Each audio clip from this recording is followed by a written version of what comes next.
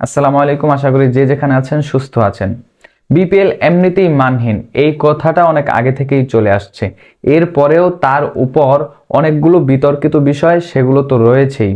এর উপর মালিকদের বিভিন্ন বিতর্কিত বিষয়, সেগুলো এই বিপিএলকে, বর্তমান যেই বিপিএল রানিং চলমান সেই বিপিএলকে বিতর্কিত করছে এবং ভবিষ্যতেও হয়তোবা তাদের কোনো কাজকর্মে আরও বিতর্কিত হতে পারে, সেই সম্ভাবনাও রয়েছে।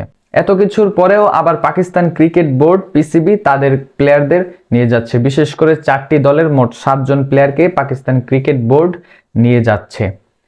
সেক্ষেত্রে এটাকে মরার উপর খাড়ার ঘা বলতে কেউ দ্বিধাবোধ করার কথা না।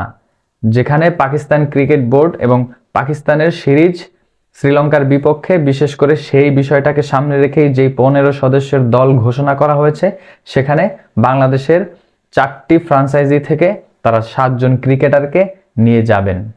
অথচ বিগ ব্যাশ লিগ সেখানে তাদের 4 জন ক্রিকেটার রয়েছেন, তাদের কেউকেই আনছেন না পাকিস্তান ক্রিকেট বোর্ড। বিষয়টা এমন নয় যে সেই ক্রিকেটাররা পাকিস্তান দলে টি-20 দলে জায়গা পাওয়ার যোগ্য নয়। বিষয়টা হচ্ছে তাদের গুরুত্বের জায়গা।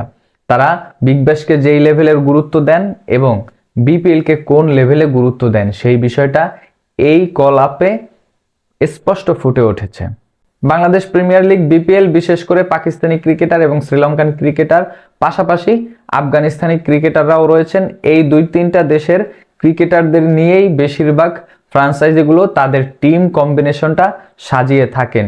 সেক্ষেত্রে প্রশ্ন আসেই, কোয়ালিটিফুল স্কিলফুল প্লেয়াররা এবং হাই প্রোফাইল প্লেয়াররা বিপিএল খেলতে আসেন না। সেক্ষেত্রে বিপিএল এর মানটা এমনিতেই অনেক নিচু অবস্থাতে।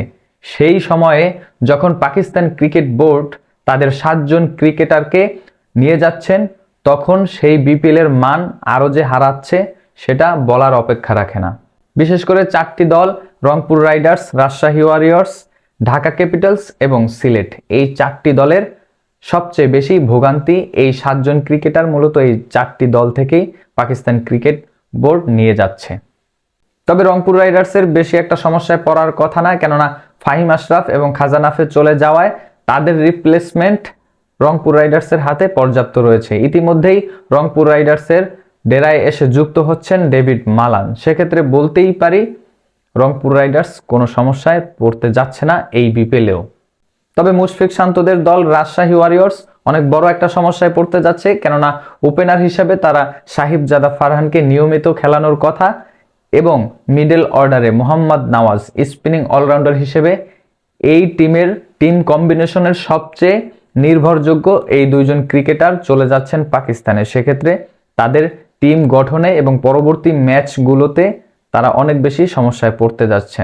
এবং ঢাকা ক্যাপিটালসের সালমান মির্জা এবং ওসমান খান, এই 2 জন চলে যাওয়ায় তারা রাজশাহীর মতো সমস্যায় না পড়লেও টিম কম্বিনেশনটা একটু হলেও ভুগবে। যদিও এই দলে সাব্বির রহমানের মতো এবং শামীম হোসেন পাটোয়ারি, বাদ শামীমের মতো প্লেয়াররা রয়েছেন লোয়ার অর্ডারে। আমরা কিন্তু ইতিমধ্যেই সাব্বির রহমানের পারফরমেন্স এবং শামীম হোসেন পাটোয়ারির পারফরমেন্স দেখেছি। সেক্ষেত্রে ঢাকা ক্যাপিটালস অত একটা সমস্যায় পড়ার কথা না, তবে টিম কম্বিনেশন কিছুটা হলেও বিপদে পড়বে।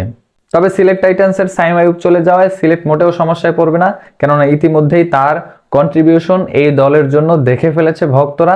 ইতিমধ্যেই তিনি ডাকও মেরেছেন এবং 2টি ম্যাচ সুযোগ পেয়ে তিনি কাজে লাগাতে পারেননি, একটিতেও নামের পাশে তার যেই সুবিচার সেটাও তিনি করতে পারেননি এবং দলের যেই পারফরমেন্স, দলকে সাপোর্ট দেওয়ার মতো পারফরমেন্সও তিনি দেখাতে পারেননি এখন পর্যন্ত।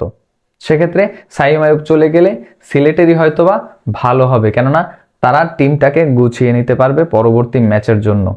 যেখানে পাকিস্তান ক্রিকেট বোর্ড এই 4টি ফ্রাঞ্চাইজি দলের 7 জন ক্রিকেটারকে তারা নিয়ে গিয়েছেন, অপরদিকে পাকিস্তানের বিগ ব্যাশের প্রতি দুর্বলতা, সেখানে 4 জন খেলোয়াড় বাবর আজম, শাহিন শাহ আফ্রিদি, হাসান আলী কিংবা হারিস রুফ, একজন প্লেয়ারকেও তারা সেই 15 সদস্যের দলে ডাকেননি।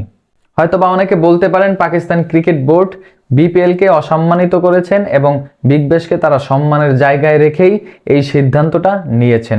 তবে বিষয়টা হচ্ছে পাকিস্তান ক্রিকেট বোর্ড বিষয়টা বিবেচনা করেছেন, যদি বিগ ব্যাশে ওই 4 জন প্লেয়ার খেলেন, সেক্ষেত্রে টি-20 বিশ্বকাপের যেই প্রস্তুতি কেননা বিগ ব্যাশ কম্পিটিটিভ টুর্নামেন্ট, ইতিমধ্যেই রিশাদ হোসেনও কিন্তু সেই বিগ ব্যাশেই খেলছেন। সেক্ষেত্রে তাদের প্রস্তুতির জায়গাটা স্ট্রং এবং বাংলাদেশ প্রিমিয়ার লিগ সেই মানহীন বিপিএল এর চেয়ে তারা মূলত বিবেচনা করেছেন এই ক্রিকেটারদের শ্রীলঙ্কান যেই সিরিজটা রয়েছেন টি-20 সিরিজ, সেখানেই বিবেচনা করেছেন, কেননা টি-20 বিশ্বকাপের জন্য তাদের প্রস্তুতিটা শ্রীলঙ্কার বিপক্ষেই বিপিএল এর চেয়ে ভালো হবে। সেক্ষেত্রে বিপিএল এর মান উন্নয়ন এবং কম্পিটিটিভ টুর্নামেন্ট আয়োজন ছাড়া বিদেশি প্লেয়ারদেরকে ধরে রাখাটা অনেক বেশি কঠিন। এর আগেও বিপিএল নিয়ে অনেক বিতর্কিত বিষয় সামনে এসেছে। ইমরান তাহির কিংবা মঈন আলীরা অনেকবার এই বিষয় নিয়ে কথা তুলেছেন, তাদের পেমেন্টটা দেওয়া হয়নি। এছাড়াও বিপিএল এ যেই বিতর্কিত বিষয়গুলো রয়েছে, ইতিমধ্যেই চট্টগ্রাম রয়্যালস তারা কিন্তু বিসিবি এই দলটার দায়িত্ব নিয়েছেন। তাহলে এই বিপিএলটাও বিতর্কের বাইরে নয়।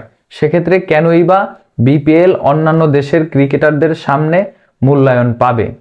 বাংলাদেশ ক্রিকেট বোর্ডের হর্তাকর্তারা পরিবর্তন হলেও আসল জায়গায় এখন পর্যন্ত কোনো পরিবর্তন নেই। 2026-এর যেই বিপিএল, 2025-26-এর যেই বিপিএল, সেটাকে অনেকেই ভেবেছিলেন আমিনুল ইসলাম বুলবুল তিনি এই বিপিএলটাকে সফলভাবে আয়োজন করবেন, কিন্তু এবারও সেই কাজটা হলো না। এবারের বিপিএলটাও বিতর্কিত হয়ে গেল ইতিমধ্যেই।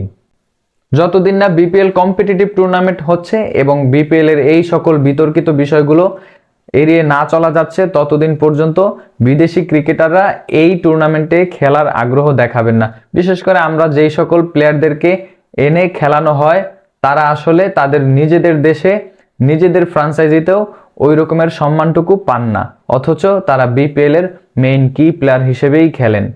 বিপিএল এ হাই প্রোফাইল প্লেয়ারদেরকে চাইলে অবশ্যই বিপিএল এর মান উন্নয়ন করতে হবে এবং কম্পিটিটিভ টুর্নামেন্ট আয়োজন করতে হবে, তবেই হাই প্রোফাইল যেই সকল প্লেয়াররা রয়েছেন তারা বিপিএল এ খেলার জন্য আগ্রহী হবেন। বাংলাদেশ ক্রিকেট বোর্ড যদি বিপিএল এর মান উন্নয়ন না করে এবং কম্পিটিটিভ টুর্নামেন্ট আয়োজন না করে, সেক্ষেত্রে পাকিস্তান, শ্রীলঙ্কা কিংবা আফগানিস্তানের দ্বিতীয় সারির প্লেয়ারদেরকে নিয়েই প্রতি বছর বিপিএল আয়োজন করতে হবে এবং হাই প্রোফাইল যে সকল প্লেয়াররা রয়েছেন তারা এই টুর্নামেন্ট খেলার জন্য আগ্রহ দেখাবেন না কখনোই।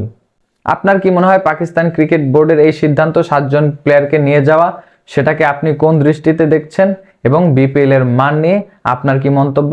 আপনার মূল্যবান মন্তব্য কমেন্ট বক্সে অবশ্যই জানাবেন।